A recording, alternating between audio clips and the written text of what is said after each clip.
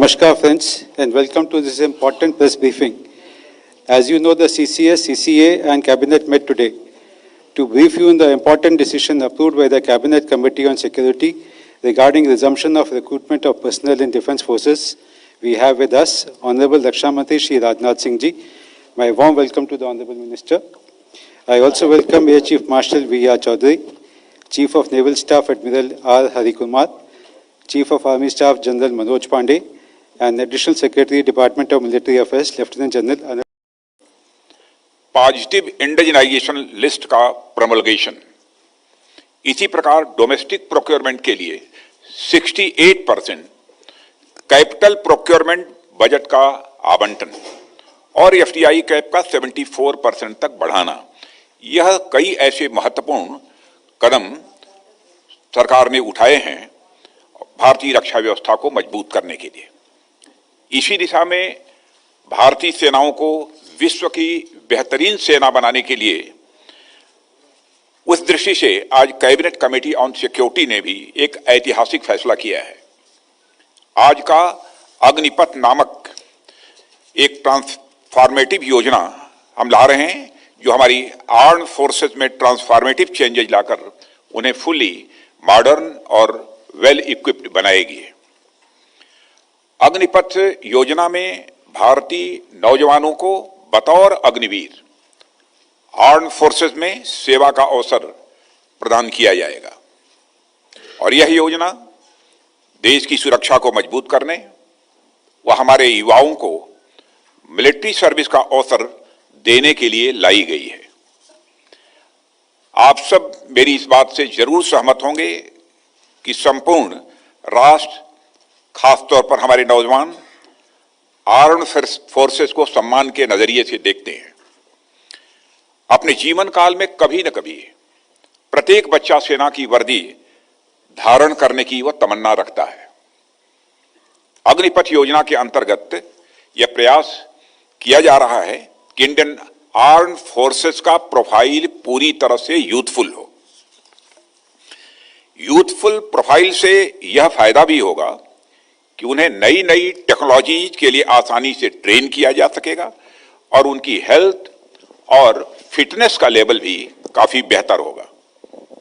साथियों, इस अग्निपथ योजना से एम्प्लॉयमेंट अपॉर्चुनिटीज बढ़ेंगी और अग्निवीर सेवा के दौरान अर्जित स्किल्स एवं एक्सपीरियंस उन्हें विभिन्न क्षेत्रों में एम्प्लॉयमेंट भी प्राप्त कराएगा और इससे भारतीय अर्थव्यवस्था को भी हायर स्किल्ड वर्कफोर्स की उपलब्धता होगी, जो प्रोडक्टिविटी गेन और ओवरऑल जीडीपी ग्रोथ में सहायक होगी।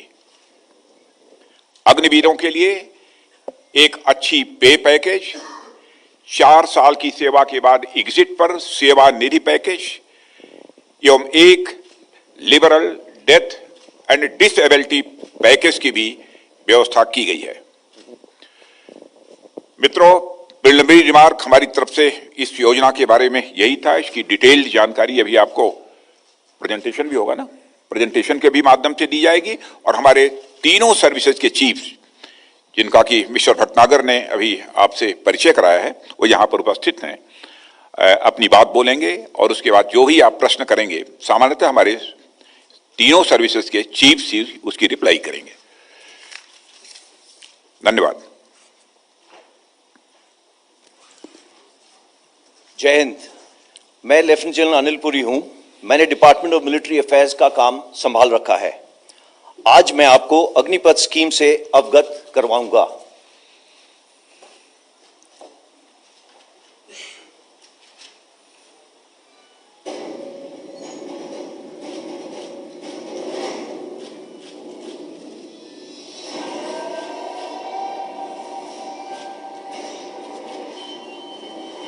राष्ट्र सर्वोपरि, देश की हो जिसकी पहचान,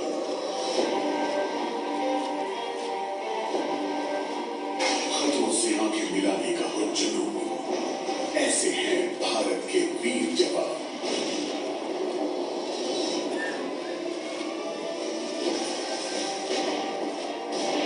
इन्हीं फौलादी जज्बों को देती है सेना एक नई पहचान।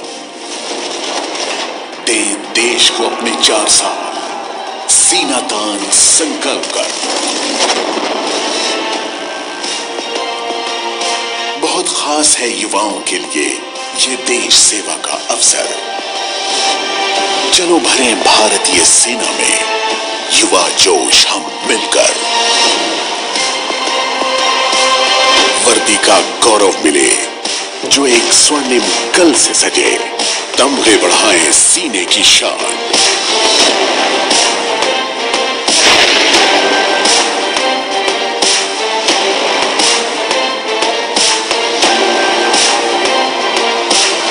शूरवीर योद्धा हमारे भरे आत्मनिर्भरता की उड़ान।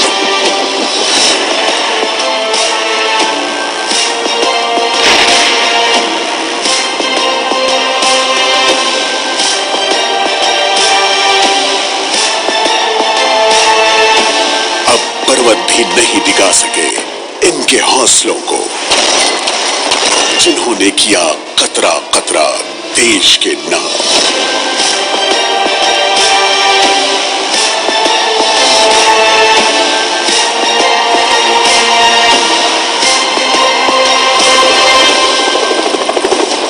बने भारत के अग्निवीर, अग्निवीर बने।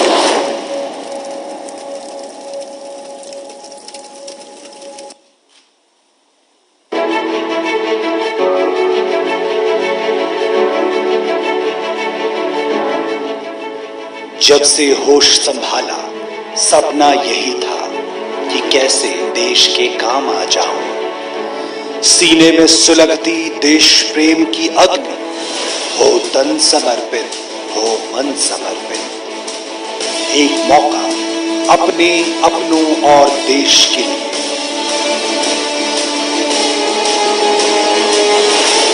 चौखट के बाहर कर रहा इंतजार, गर्व से भरा एक उज्जवल भविष्य, एक अग्निपथ।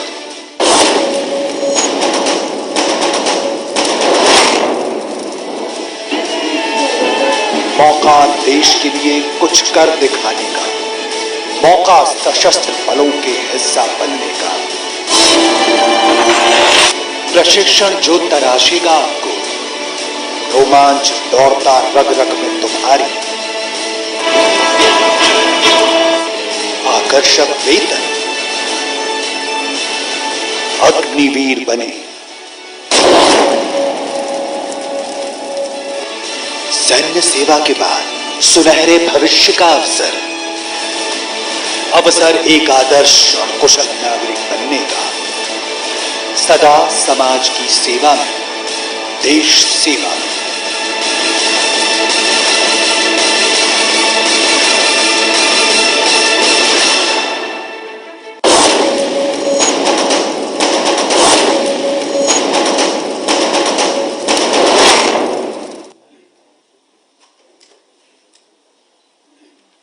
नीड और नेसेसिटी के आधार पर हमने भारतीय सेनाओं के लिए एक लक्ष्य रखा है,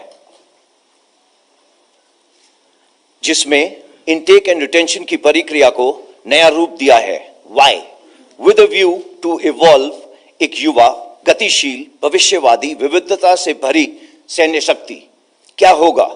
we will provide opportunity to the youth to serve the nation for short and long duration as Agniveers. भारतवासियों में देश की सेवा करने का एक भावना है, जिसको चैनलाइज करने का मौका देना हम सबका कर्तव्य है। भारतीय सेना की प्राउड लेगेसी, बलिदान, कर्तव्य, plus today's young India, unstoppable combat power. We are giving youth a chance for both long and short duration military service. Armed forces में युवा प्रोफाइल की नेसेसिटी है, जैसा कि अभी हमारे रक्षा मंत्री ने बताया। हमारी आज की एवरेज एज तकरीबन 32 साल है, जो आगे आने वाले टाइम पे ये 26 चली जाएगी, 6 से 7 साल में। In order to transform the armed forces into youthful, tech savvy, modern, there is a need to harness the youth potential and make him a future ready soldier.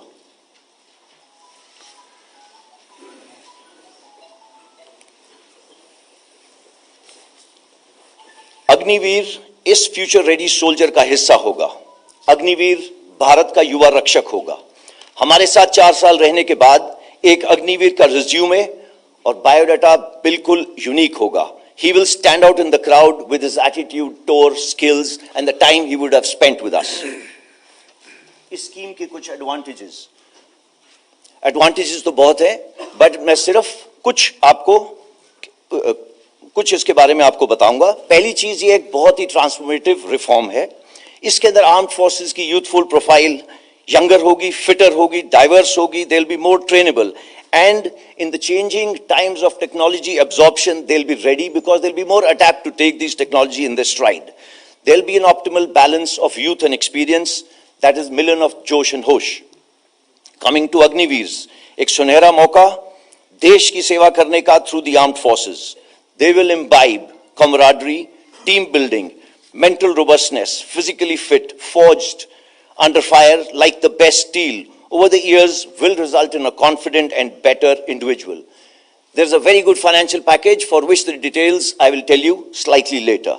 As for the nation is concerned, there'll be availability of disciplined and skilled youth with military ethos and for the civil society, which will add to the nation building. ये काम करने से पहले हमने कुछ जो world की अलग-अलग कंट्रीज हैं उनकी स्टडी करी। उसके अंदर हमने ये देखा कि सिर्फ जो बेस्ट प्रैक्टिसेस हैं उनको आपके सामने मैं पेश कर रहा हूं। पहला, वॉलंटियर सिस्टम है ज्यादातर देशों में। इनरोलमेंट की जो सिस्टम है वो मल्टीपल एंट्रीज हैं, एक रेगुलर, दूसरा कॉन्ट्रैक्चुअल, तीसरा conscript. Enrollment ages 17 years and above. Training duration 10 हफ्ते से लेके 6 महीने तक। All the countries have tried to incentivise the soldiers oblique Agniveers which they have on exiting. How?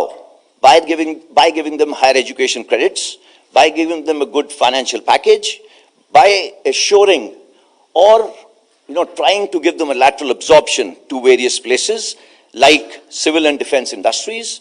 Also, there are bridging courses which are being given on exit. However, Indian problems require Indian solutions. None of these countries have the demographic dividend which we are blessed with. You all know that we have, by 2030, about 140 crore people would be there. 50% of them will be below 25 years. This demographic dividend needs to be reflective in the armed forces. The youthful profile, as the Raksha Mantri just spoke of, Yuva is known by Josh, Jazba, Junoon.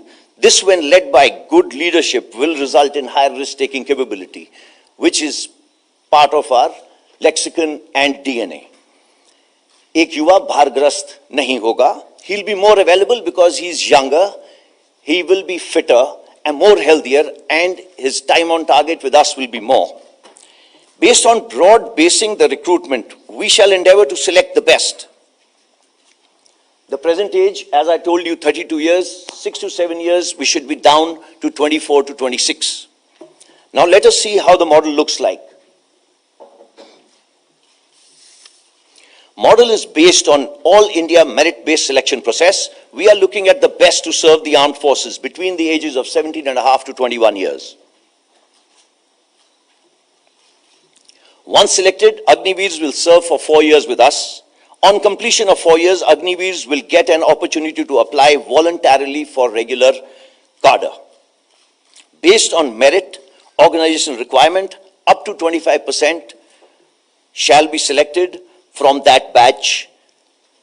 And for that, we are developing a robust assessment system which will be transparent, objective, automated, and centrally maintained. So every Agniveer will receive who is selected, who is not, but Agniveers can apply for being retained. Now let us see the terms and conditions which have been specially made for this Agnipath scheme. Recruitments will be part of the Agnipath scheme, open to men, and progressively, based on the service requirement, will be open to women. As far as the medical and physical fitness standards are concerned, they will be as per extent norms, Educational qualifications is 10th and 12th, which are the terms and conditions based on the service requirement. System is being put in place that every 10th class student who joins us we will try and give him a 12th class certificate by the time he leaves us. There is a very unique package created specially for the Agniveers by the Ministry of Defense and Ministry of Finance, which is called the Seva Nidhi package. And just to explain you a little, every Agniveer who joins, like me, for the first year, he gets 30,000 to start with, out of which 30% he'll contribute towards his own package, which works out to about 9,000. The government is going to put another 9,000 towards this. It works out to about 18,000. Over this, there will be about the standard EPF/PPF provisions, which works out. All that in the first year works out to about 4.76 lakhs in his first year. As he goes along, growing with us, he will be finishing at about 40,000 in his fourth year. That works out to about 6.92 lakhs in his fourth year. Besides that, risk and hardship and other allowances as applicable to the people sitting on your left in uniform, the same is applicable to him. The main thing, everything is income tax exempt. After the end of 4 years, Agniveer can volunteer for regular service or an entrepreneur based on the foundation of this package. This is what he's getting when he's exiting. This is not his pay. This is what he will save and get. Out of this, his own money is 5.02 lakhs. Rest is the government/interest component. देश की रक्षा करते वक्त अगर किसी अग्निवीर ने सर्वोच्च बलिदान दिया तो वो डिसेबल हुआ, उसके लिए प्रावधान स्कीम में करा गया है. There is a non-contributory insurance being kept for every Agniveer, which will work out to about 1 crore, plus he will get his full pay for the unserved portion. Just in case he gets disabled anytime during his 4-year tenure, we have made schemes for that also. Of course, along with this, there will be full pay for the unserved portion and Seva Nidhi package as on date with interest.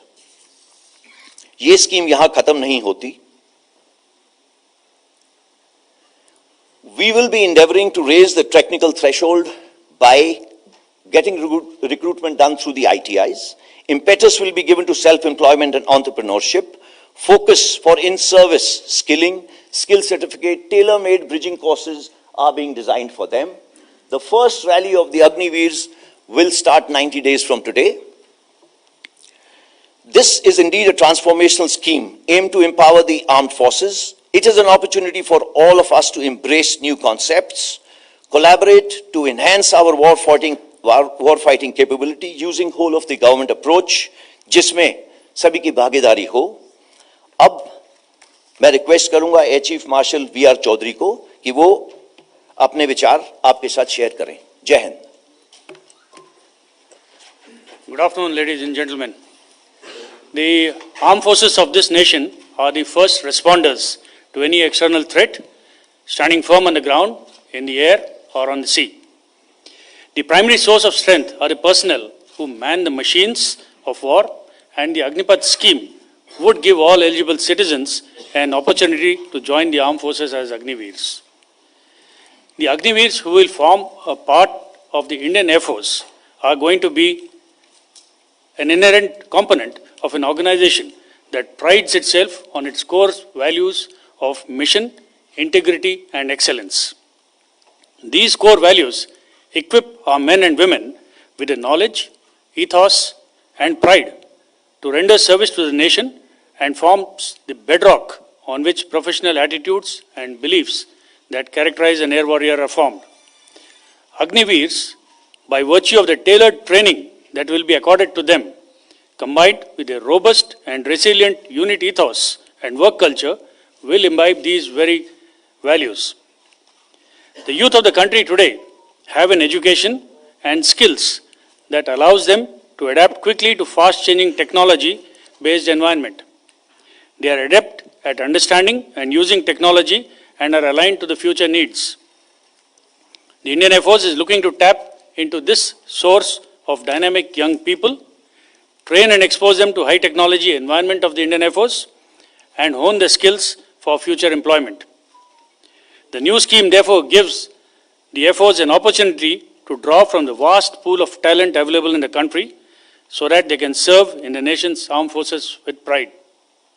A short tenure in the Air Force will facilitate military training and inculcate amongst them qualities of leadership, patriotism, determination, discipline, maturity, courage, camaraderie, orderliness, and a sense of time management.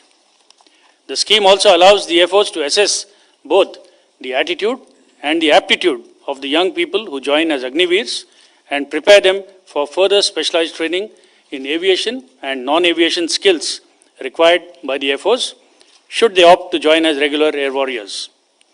This will not only contribute effectively in upskilling of the youth of the country, but it also ensures right training at the right time is imparted. Lastly, the Indian Air Force shall be imparting a wide range of training and exposure to the Agniveers in aviation, weapons, and sophisticated ground systems. Agniveers who rejoin civil society will be job ready to be absorbed by a variety of employers. Armed with skills that they have learned in the Air Force, it is these Agniveers who will carry their training, discipline, and experience to our indigenous industry also. This therefore emerges as a win-win situation, with the Air Force benefiting from both the Agniveers who have many options after 4 years and those who will be joining the Air Force as permanent service members. I invite the aspiring youth of India to seize this unique opportunity to serve the nation and touch the sky with glory. Jai Hind. Admiral Hari Kumar. नमस्कार देवियों सज्जनों, आप सबने अग्निवीर और अग्निपथ के बारे में अभी तक सुना है। मैं इसके डिटेल्स में ना जाते हुए इस विषय पर अपने और नौसेना के विचार आपके सामने रखूंगा। सबसे पहले मैं ये बोलना चाहता हूं कि अग्निपथ स्कीम एक नए दौर की नई सोच है, एक आइडिया जो made in India and make for India है, एक आइडिया जो आर्म फोर्सेस के ह्यूमन रिसोर्सेज मैनेजमेंट को पॉजिटिवली इंपैक्ट करेगा, एक आइडिया जो युवाओं के एस्पिरेशंस और आर्म फोर्सेस की फ्यूचर रिक्वायरमेंट्स में बैलेंस लाएगा, एक आइडिया जो कारगिल कमेटी रिपोर्ट के अनुसार आर्म फोर्सेस के प्रोफाइल को और यूथफुल बनाएगा। और अगर हम फ्यूचर की सोचें तो एक ऐसा आइडिया जो देश की युवा पीढ़ी को सक्षम, समृद्ध और सशक्त बनाकर पूरे देश में बदलाव लाने की क्षमता रखता है। हम सब जानते हैं कि वर्तमान और भविष्य के चैलेंजेस कंटिन्यूअसली इवॉल्व हो रहे हैं और इन चैलेंजेस को एडिक्वेटली एड्रेस करने के लिए ये जरूरी है कि हम लेसन्स लर्न्ड और बेस्ट प्रैक्टिसेस के साथ साथ हमारे आउटलुक और क्षमता में परिवर्तन लाएं।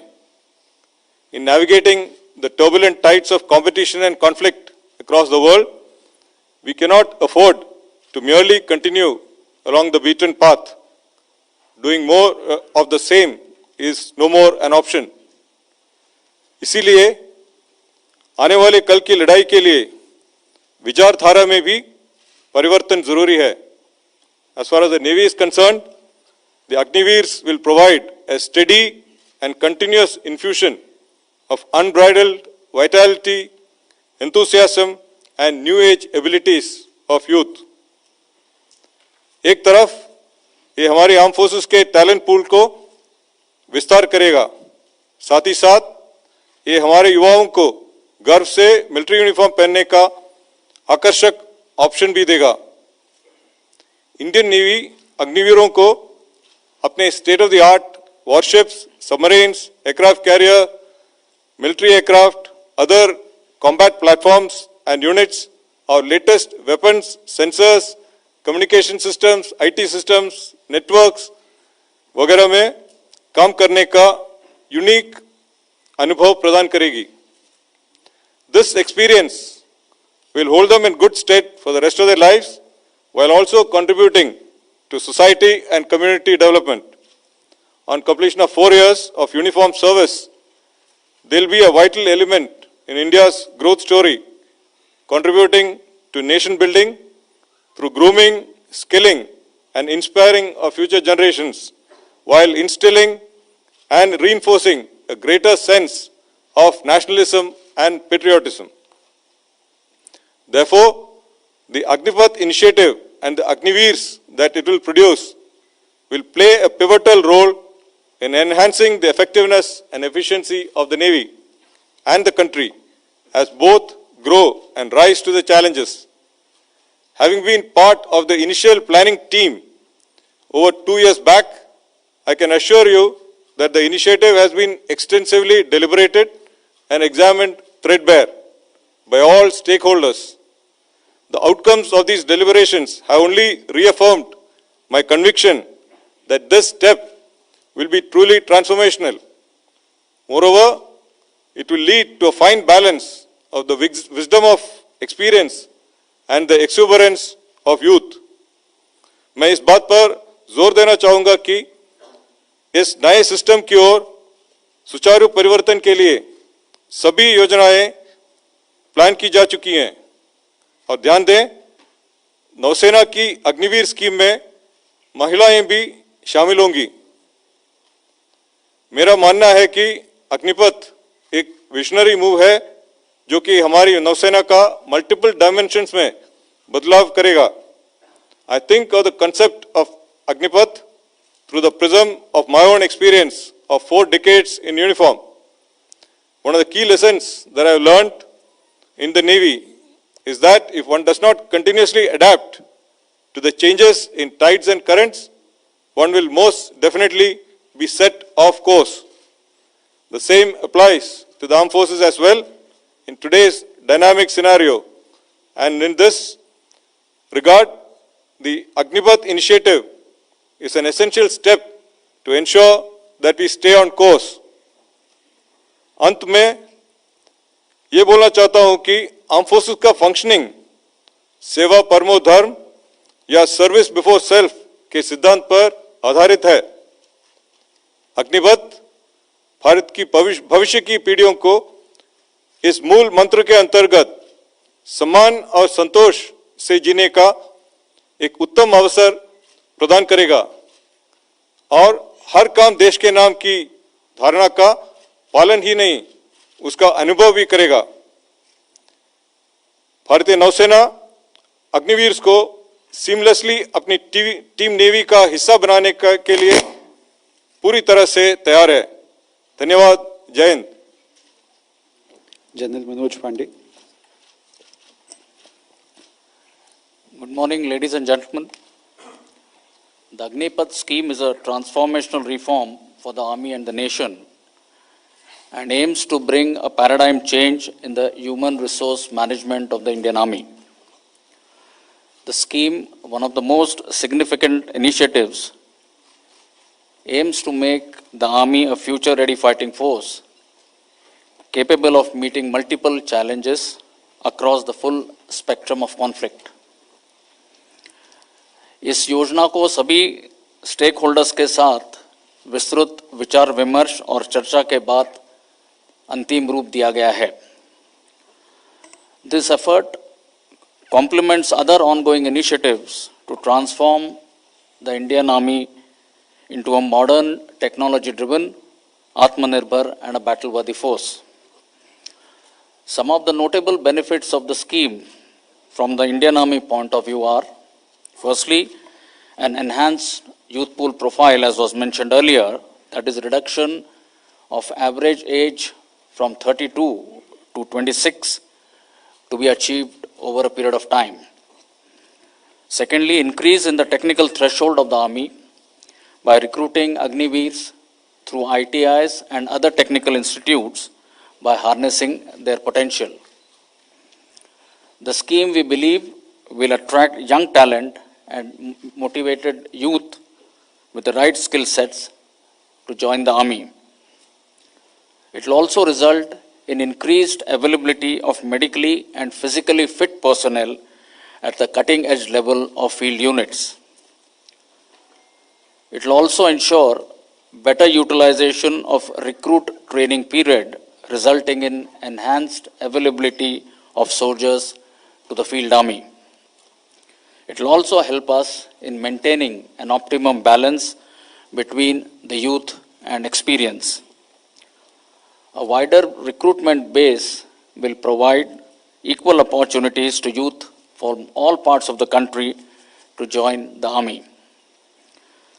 The screening and selection, based on a sound, fair, transparent, and a robust assessment system, will ensure that the army retains the best of the best for a longer serving duration, and these personnel will form the core of our organization. The Agniveer, leaving after 4 years, will be empowered with suitable skills and financial means and carry a unique resume, as was alluded to earlier, that will significantly enhance his value and employability in the civil society. The new process heralds a paradigm shift in our recruitment process and will necessitate changes in the way we impart training to our recruits and soldiers in enhancing their combat potential. मैं सभी को आश्वस्त करना चाहता हूं कि recruits के लिए लागू मिनिमम फिजिकल, मेडिकल और प्रोफेशनल पैरामीटर्स को सुनिश्चित करने के लिए हमारे द्वारा अपनाए गए मापदंडों पर कोई समझौता नहीं किया जाएगा. We will institute a fair, transparent and scientific method in screening the initial intake for 4 years and apply similar yardsticks to select those who will get enrolled. मैं इस बात पर भी जोर देना चाहता हूं कि थल सेना अपने गौरवशाली विरासत, इतिहास, परंपरा, सैनिक मूल्यों और संस्कृति, जो कि कोहेसिवनेस, कामरेडरी, एस्पिरिट डेकोर और नाम, नमक और निशान के मूलभूत सिद्धांतों पर आधारित है, को पूरी तरह बरकरार रखेगी. अग्निवीरों को आर्मी में हर तरह से एसिमिलेट और इंटीग्रेट किया जाएगा और वो यूनिट्स, हेडक्वार्टर्स और एस्टेब्लिशमेंट्स दोनों ऑपरेशनल और नॉन ऑपरेशनल एरियाज में भारतीय सेना के विभिन्न अंगों यानी कि अलग अलग आर्म्स और सर्विसेज में तैनात किए जाएंगे. I want to assure you that during the implementation and stabilization phase of the Agnipath scheme, the Army's operational capabilities and preparedness along the borders and the ability to deal with internal security challenges will be fully maintained. At the end, I wish to say that we are confident that this change will bring in new vigor and confidence in the Indian Army and make it stronger, more capable and in stride with the future. Jai Hind and thank you. मित्रों, हमारे तीनों services के chiefs और हमारे additional secretary DMA जो presentation आपके सामने दिया है, मैं समझता हूं थिंग्स आर क्रिस्टल क्लियर. चीजें पूरी तरह से साफ हैं, लेकिन फिर भी यदि कोई क्लैरिफिकेशन आप चाहते हैं तो हमारे तीनों सर्विसेज के चीफ्स आपके क्लैरिफिकेशन का जवाब देंगे.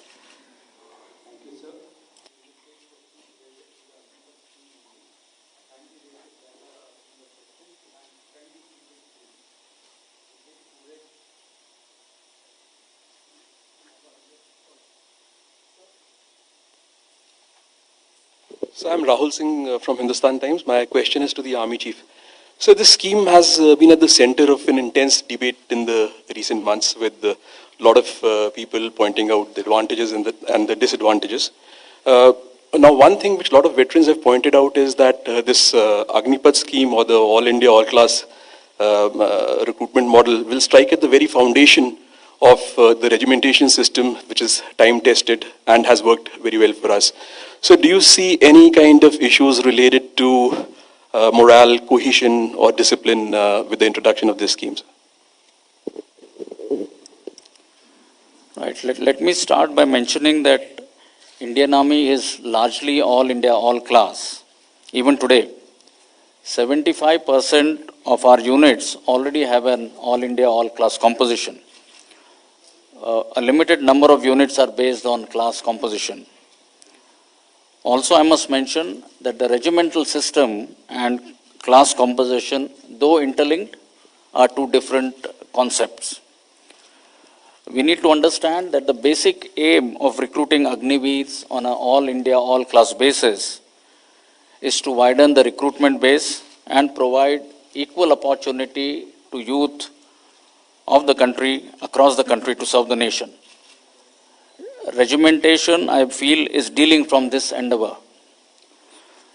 We will continue to draw strength from the bonds of esprit de corps and team spirit, which are generated through living, training, and fighting together, irrespective of the class or caste of the comrades in arms. I believe our regimental system will evolve with a greater national pan-India character. Gradually, the class-based character of certain units and regiment that have a fixed composition today is expected to evolve into an all-India, all-class structure in the future. The Indian Army has a rich history, tradition, military values and culture based on the principles of cohesive and camaraderie, and I believe this will not change. As I mentioned in my opening statement, the Agniveers will be fully assimilated and integrated into the organization, ready for deployment based on the operational requirements. Our organizational ethos and culture, we are convinced, will motivate the Agniveers to imbibe the military values and regimental spirit. Thank you. 124.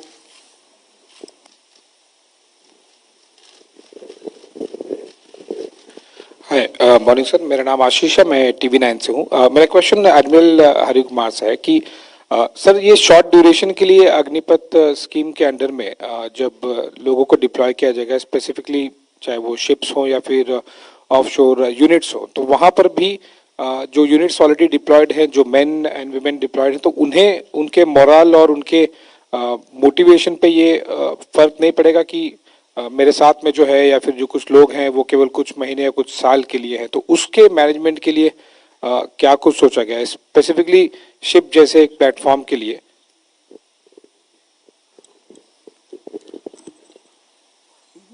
देखिए, हमारी opinion में ये it will only impact positively. As such navy में जो है ये personal जो ships में जाते हैं, यूनिट्स में जाते हैं, उनको हर 2 साल या 3 साल में उनको रोटेट करते हैं। मतलब वो 2 साल एक शिप में है, फिर या दूसरे शिप में जाते हैं या अशोर आ जाते हैं। तो दिस अ मैंडेटरी रिक्वायरमेंट ताकि उनको ब्रेक मिल जाता है फ्रॉम दी शिप टेन्योर। तो ये रोटेशन हर व्यक्ति का होता है। तो इसलिए दी यूनिट कोहेशन जो आप बात करते हैं, it is not depending upon the longevity in a unit or the amount of time that is spent in a unit. It is more related to the type of training, the type of leadership, the type of challenges that you face together that leads to the bonding within the ship, and that is what translates into morale. So as in the Navy we have something called a divisional system. तो ये divisional system जो है इसमें there is a team of about 11 personnel are form a division, and in that there is it is headed by a divisional senior sailor and a divisional officer. So they look after them both professionally as well as personally. You know, they know them well, and the interaction happens almost 24/7 whenever they are in their action post or when they are doing partnership work and so on. So this is a time tested system, and which helps to bring in the new Agniveer into the ship and help him to integrate and assimilate well. So therefore, we don't see any problem or any difficulty in inducting them into the combat platforms. Thank you. 63. Sir, I am Shivani Sharma from Times Now Nav Bharat, and my question is for the Army Chief.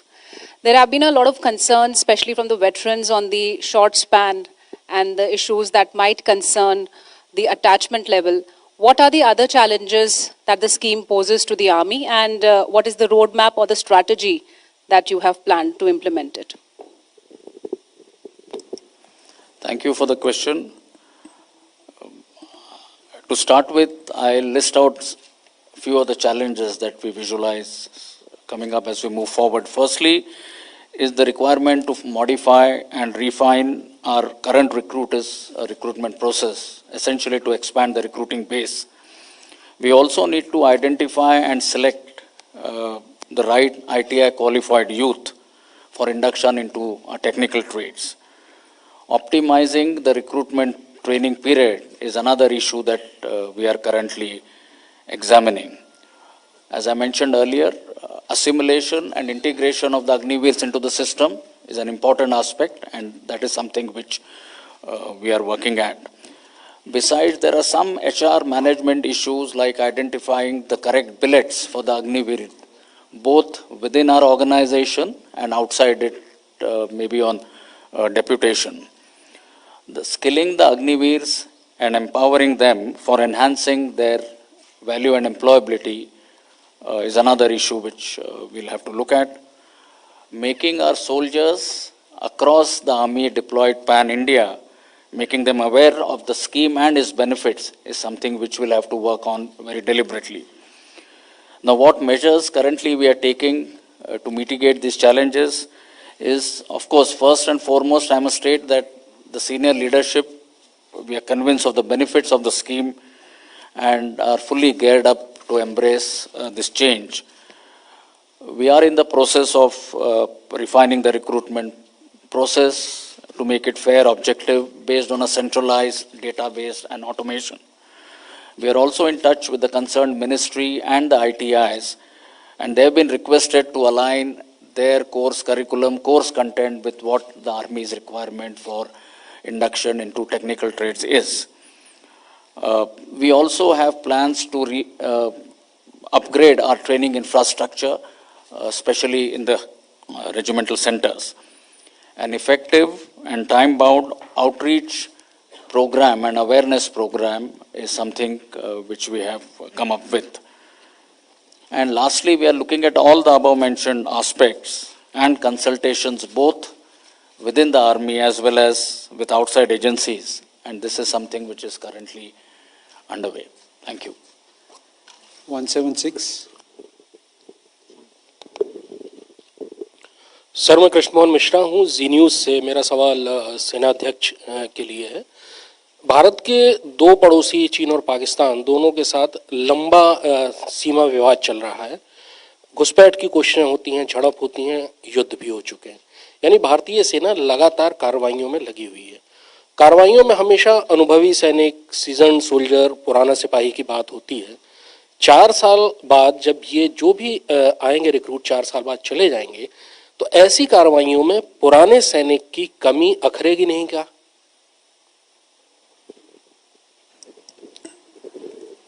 धन्यवाद। सबसे पहले मैं कहना चाहूँगा कि दोनों technology के इस्तेमाल और हमारे ट्रेनिंग के तरीकों को में बदलाव लाने के पश्चात मेरा मानना है कि जो हमारे स्किल सेट्स या कैपेबिलिटीज़, इंडिविजुअल कैपेबिलिटी एक जवान के साथ होनी चाहिए, वही एक अग्निवीर के साथ भी होगी। और वो भी जो ऑपरेशनल चुनौतियाँ हैं जिसका जिक्र आपने किया है, उसका मैं मानता हूँ कि बड़े सफलतापूर्वक सामना करने के लिए वो तत्पर रहेगा। आप जानते हैं, सेना में हमारे ट्रेनिंग स्टैंडर्ड्स बड़े साफ तौर से तय किए जाते हैं और एक सिस्टम के ज़रिए इसको कंटिन्यूसली मॉनिटर और टेस्ट भी किया जाता है। तो इसके चलते मेरा मानना है कि जो प्रोफेशनल स्टैंडर्ड्स एक अग्निवीर के रहेंगे 4 साल बाद, उसमें कोई डाइल्यूशन या उसमें कोई समझौता नहीं किया जाएगा। और जैसे मैंने बताया, अग्निवीर अपने 4 साल के ट्रेनिंग के दौरान बड़े आसानी से और सरलता से हमारे ऑर्गेनाइजेशन या आर्मी की यूनिट्स में जुड़ जाएंगे और आवश्यकता अनुसार जहां पर भी ज़रूरत पड़े पाकिस्तान बॉर्डर और चाइना बॉर्डर पर इनको हम तैनात करेंगे। हमारा यह प्रयास रहेगा कि इस स्कीम को बड़े स्मूथ और सीमलेस तरीके से हम इम्प्लीमेंट करेंगे और इसके होते हमारी ऑपरेशनल क्षमता में कोई कमी ना आए। हम अपने यूनिट्स में सही संख्या में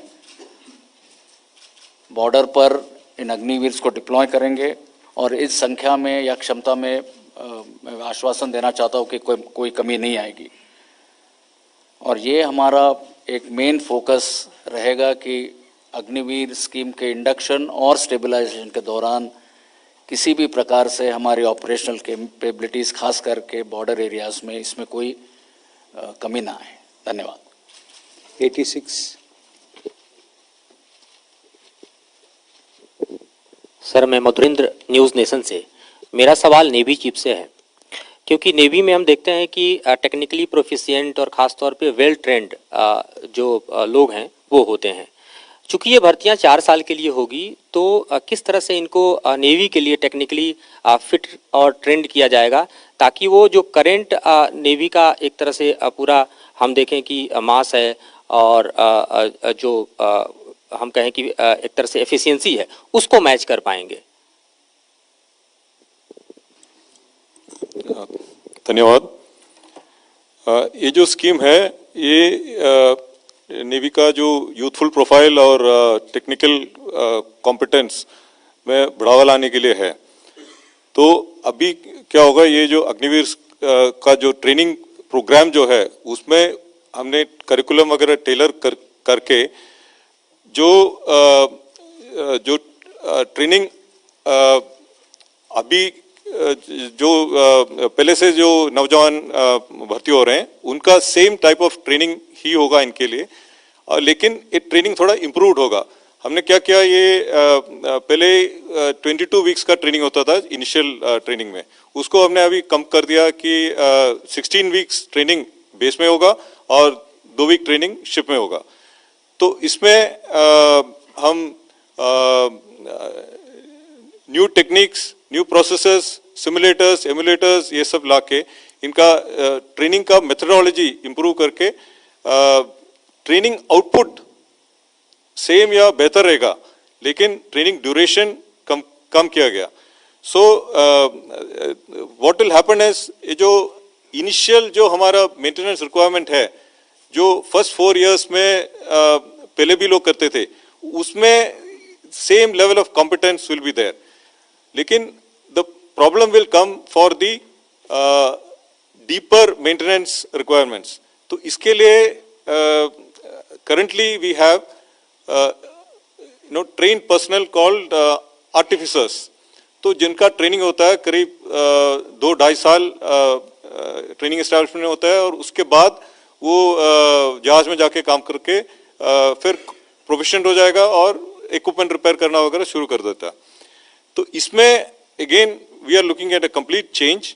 इसमें 2 तरीके से हम we are bringing in improvements. एक तो ITI क्वालिफाइड अग्निवीर्स को एनरोल करेंगे, जिसमें से ये फायदा होगा कि ITI ट्रेंड जो है उसका ऑलरेडी बेसिक टेक्निकल नॉलेज काफी अच्छा है, तो उसको जहां 2 या 2.5 साल का ट्रेनिंग पहले होता था उसको अभी बस 6 मंथ्स का एडिशनल ट्रेनिंग दिया जाएगा on specific equipment which is there on board ship और सबमरीन एयरक्राफ्ट एटसेट्रा। दूसरा मेथड जो हम अभी इंप्लीमेंट कर रहे हैं that is known as the navy entry artificer scheme. That means जो ऑलरेडी नेवी में है और या अग्निवीर भी हो सकता है, लेकिन वो 4 साल के बाद 5th ईयर में उनको ये आर्टिफिसर ट्रेनिंग दिया जाएगा, तो they will become qualified to undertake deep repairs of the equipment. So इस तरीके से हमारे ख्याल से there will be no reduction in the technical competency, बल्कि we feel that it will be much more effective, and in fact we are all Navy is also looking at a concept called operator maintainer. मतलब है जो operator है maintainer है वो equipment को operate भी कर सकते हैं. तो this is a new manning plan that we are looking at in the Navy. धन्यवाद. Number 60, but before that I want to say that many media friends are calling this scheme as a tour of duty. That is incorrect. This is the Agnipath scheme. So I request everybody to refer it as Agnipath scheme and not tour of duty. It's being confused. Number sir मेरा नाम संदीप है, news 18 India से. मेरा सवाल है वायुसेना प्रमुख से. सर चूंकि सेना में जो यूथ आता है वो कहीं ना कहीं एक स्टेबल जॉब, एक पेंशनेबल जॉब की सोच से आता है, ये जो नई स्कीम है वो किस तरीके से फ़ायदेमंद होगा उन लोगों के लिए, क्योंकि ना तो अब इसमें स्टेबिलिटी सिर्फ 4 साल की है और पेंशन इसमें है नहीं. देखिए आज भी क्या होता है कि 12वीं कक्षा के बाद एक युवा को 3 ऑप्शन होते हैं. या तो हायर स्टडीज़ परस्यू करेगा, या तो कोई स्किल डेवलप करेगा, या एम्प्लॉयमेंट की अपॉर्चुनिटी ढूंढेगा. हमारे एंट्री लेवल क्वालिफिकेशंस अभी 12th पास है. तो अग्निपथ स्कीम के तहत से एक्चुअली हम अगर गौर से देखा जाए तो युवा को हम तीनों अपॉर्चुनिटीज़ कंकरेंटली दे रहे हैं. He is straight way starting to earn a fairly good salary with a good bank balance at the savings at the end of his 4-year tenure. इसके साथ साथ उसका स्किलिंग भी हो रहा है, जो कि बाहर अगर 4 साल के बाद वो बाहर नौकरी ढूंढेगा तो ये स्किल उसके काम आएगी. साथ साथ स्किल के साथ साथ उसको जो कोर वैल्यूज़ हैं सर्विस के, पंक्चुअलिटी, ऑनेस्टी, इंटीग्रिटी, पेट्रियाटिज्म, ये भी उसके अंदर ये भावना भी डेवलप हो जाएंगे. इसके अलावा नेशनल एजुकेशन पॉलिसी के तहत से जितना भी फॉर्मलाइज ट्रेनिंग दिया जाएगा उसको, उसके क्रेडिट पॉइंट्स मिलेंगे. उस क्रेडिट पॉइंट्स को लेके 4 साल के बाद वो हायर एजुकेशन परस्यू कर सकता है. तो concurrently actually he is achieving all the 3 AIIMS. और जो 4 साल के बाद जो ऑप्ट करके सिलेक्ट हो जाता है उसको तो पेंशनेबल जॉब है. जो बाहर जाता है he is a much more confident and skilled youth who can face the challenges of the world. Okay, 107.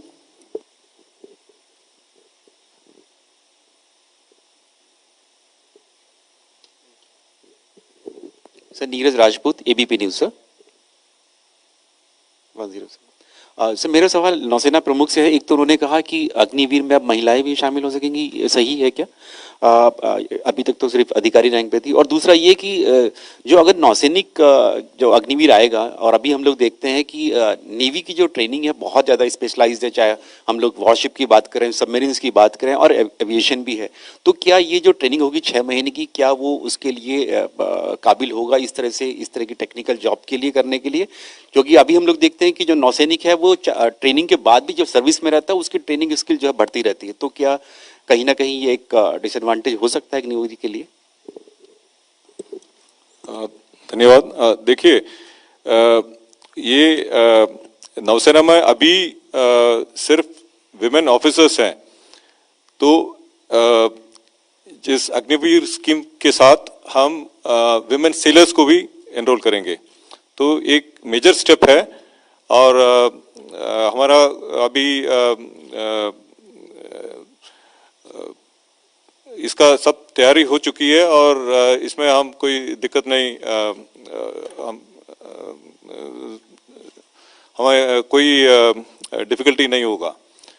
क्योंकि ये जो विमेन ऑफिसर्स का अभी ऑन बोर्ड डिप्लॉयमेंट भी हुआ है करीब 1-1.5 साल से, और हमने सब स्टडी कर लिया. और कई देशों में है women are working on board ships, so we are a general neutral service, and we feel that we will only see whether he or she is capable of doing the job that is interested. So we are welcoming this women joining in the ranks. The aspect of training जो आपने बोला है, training is something that that is continued beyond the initial training as well. What I had explained earlier was that the basic training is what is planned is of 16 plus 2 weeks on board, that is about 18 weeks. तो इसके बाद उसका professional training होता है, तो वो अभी भी होता है. Only thing is professional training का ड्यूरेशन जो है हमने रिड्यूस कर लिया. तो the thought process behind the training behind this is that the training should be adequate and just in time. There is no point in overtraining a person. So first हम उसको basic training कराएंगे, that is 16 plus 2 weeks.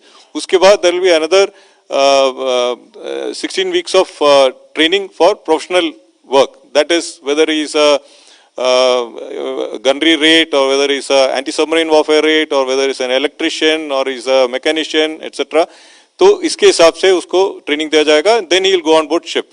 So thereafter he will be available for another almost 3 years plus to serve the ship, and thereafter he can decide whether he wants to continue and become a permanent sailor in the Navy, or he wants to use the experience and go and contribute in the nation outside. So हमारी तरफ से we feel that there will be the training will be adequate, क्योंकि अभी भी जो हमारे जो sailors हैं उनका यही ट्रेनिंग है in the first 4 years. मतलब he does basic training and then he does basic professional training, and then he doesn't do any other course for the next almost 6-7 years. So I don't see any difficulty at all. धन्यवाद. Number 38. जरा आसमान की तरफ भी बढ़िए आप लोग. मैं देख रहा हूं कि जल थल में ही आप सिमट कर रह गए हैं, नभ की उड़ान नहीं भर रहे हैं. सर, मदन जड़ा हूं हिंदुस्तान अखबार से. मित्रों, एक चीज मैं क्लेरिफाई कर देना चाहता हूं यहाँ पर कि आपको आगामी 1-2-3 दिन के अंदर ही ये देखने को मिलेगा कि बहुत सारे मंत्रालयों के द्वारा और कुछ राज्य सरकारों के द्वारा भी ये उन्होंने अपनी सहमति व्यक्त की है. इसलिए मैं यह बात कह रहा हूं कि अग्निवीर से जो एग्जिट लेंगे 4 साल के बाद, तो इन राज्यों में अथवा मंत्रालयों में जो चाहे पब्लिक सेक्टर अंडरटेकिंग्स होंगी, इंडस्ट्रीज होंगी, बहुत सारे ऐसे कारपोरेशंस होंगे, तो जॉब अपॉर्चुनिटीज जो हैं उनमें इनको प्रायोरिटी देंगे. वो यह सबने इच्छा व्यक्त की है जो मेरी जानकारी में, और आगामी 1-2-3 दिन के अंदर उसके परिणाम भी आप सबके सामने आ जाएंगे. जी सर, मदन जड़ा हिंदुस्तान अखबार से हूँ. मेरा सवाल है कि क्या जैसे हमारी थ्रेट चाइना और पाकिस्तान से ज़्यादा है, क्या इस प्रकार के जवान चाइना और पाकिस्तान की सेना में भी हैं? दूसरा, जो ट्रेनिंग की बात कही है सेना के, जो अग्निवीर को 10 वीक की ट्रेनिंग की बात कही है, क्या ये 10 वीक की ट्रेनिंग बहुत कम नहीं है? तीसरा, क्या फ्यूचर में क्या अफसरों के लिए भी कोई ऐसी स्कीम लाने की योजना है?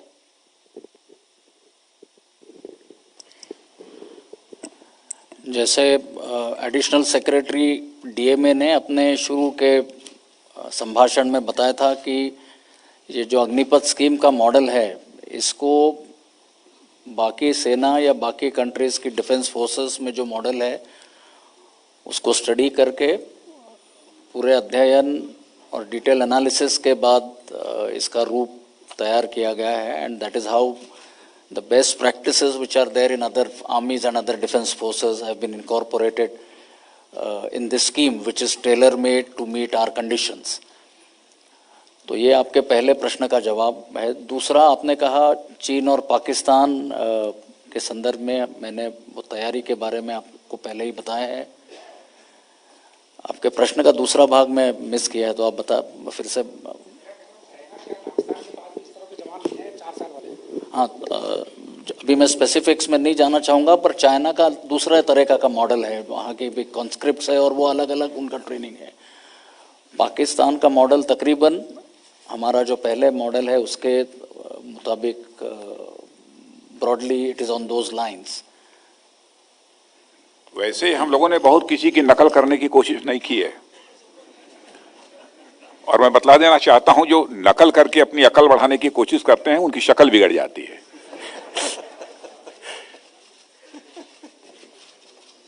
ये है, ठीक है, स्टडी किया है, क्या है स्ट्रक्चर, कैसे सिलेक्शन का क्या प्रोसेस है, दूसरी कंट्रीज का भी स्टडी किया है हम लोगों ने, लेकिन बहुत सोच समझकर इस कंट्री के इंटरेस्ट में, यहाँ के नौजवानों के इंटरेस्ट को देखते हुए यह फैसला किया गया है। 67। सर, मेरा नाम मनीष है, मैं इंडिया टीवी से हूँ। मेरा सवाल एयरफोर्स चीफ से है।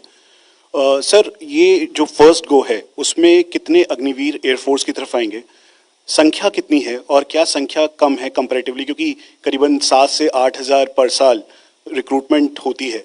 ऐसे में जो ऑपरेशनल कैपेबिलिटी या हाइब्रिड वॉरफेयर की तरफ हम देखते हैं तो इनकी भूमिका कहाँ होगी, और जो पेंडिंग एग्जाम्स, रिक्रूटमेंट एग्जाम्स हैं, उनका क्या होगा सर?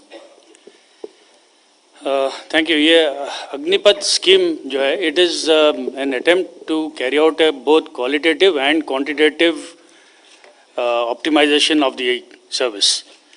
तो इनिशियली हमारा ये आइडिया है कि जो इनिशियल रिक्रूट्स हैं थोड़ी सी संख्या कम ली जाए as compare to the past, क्योंकि 2-3 चीज़ें हैं इसमें। एक तो ये completely new pattern of induction है, न्यू ट्रेनिंग पैटर्न उनके लिए तैयार किया गया है, जो कि मोरलेस अभी रेडी है, फाइनल निटिग्रिटीज़ को आयन आउट करना है।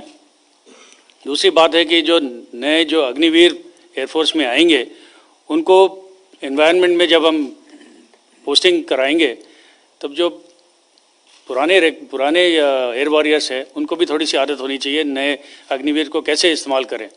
तो इसीलिए हमने निर्णय लिया है कि पहले कुछ बैचेस में संख्या कुछ कम ली जाएगी, उसके बाद फिर जैसे जैसे ये स्कीम बढ़ती चलेगी we will keep increasing the induction. आपका जो दूसरा सवाल था about the current status of the people who have given the exams, अभी से ये निर्णय लिया गया है कि all entry into the air force will be through the Agni warriors, through the Agnipath scheme only. तो जो भी एलिजिबल हैं वो इस स्कीम के through the scheme they can apply and get selected. Thank you. Sorry, महिलाओं का I have given acceptance in principle for inducting women. Sorry. Okay, we take this last question. Sir 2-3 सवाल है क्योंकि mic काफी देर बाद आया है। I think Sandhu with India brief रखिए, छोटा सवाल रखिए। सर, डिफेंस एक्सपर्ट्स का मानना है कि काफी हद तक वन रैंक वन पेंशन काफी बॉक डाउन कर रहा है गवर्नमेंट को। क्या ये स्कीम उसके लिए है, क्योंकि इसमें तो पेंशन नहीं है? और दूसरा सर, सीडीएस की घोषणा काफी समय हो चुका है, वो नहीं हुई है, उस पर भी आप टिप्पणी कर दें। We will take questions only on the Agnipath scheme. ये ओके, अच्छा मुझसे पूछ रही हैं, मैंने तो बोलना बंद कर दिया है। सीडीएस की नियुक्ति बहुत जल्दी होगी, सारी चीजें अंडर प्रोसेस हैं। क्या बात है, वन रैंक वन पेंशन। मैं समझता हूं कि इतनी शानदार इस स्कीम को संदेह के नजरिए से मत देखिए। इस देश की राष्ट्रीय सुरक्षा व्यवस्था को सुनिश्चित करने के लिए ही यह कदम उठाया गया है। हमारी यूथफुलनेस हो हमारी फोर्स के अंदर, इस बात को ध्यान में रखकर यह फैसला लिया गया है।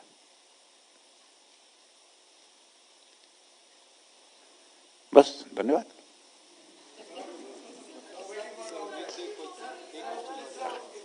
Okay, 257.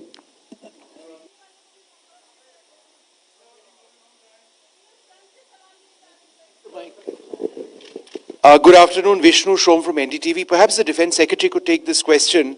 I'm just trying to understand, or anybody if you choose, what is the annual saving going to be with this scheme?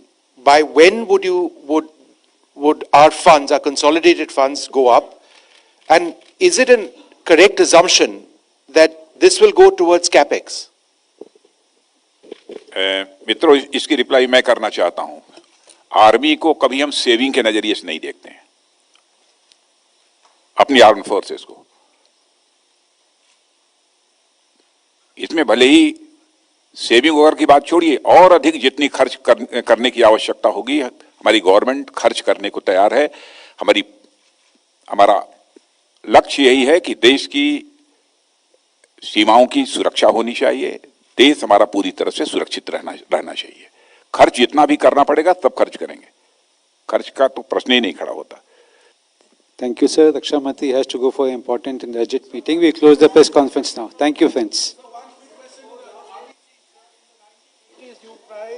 Recruiting, across the country.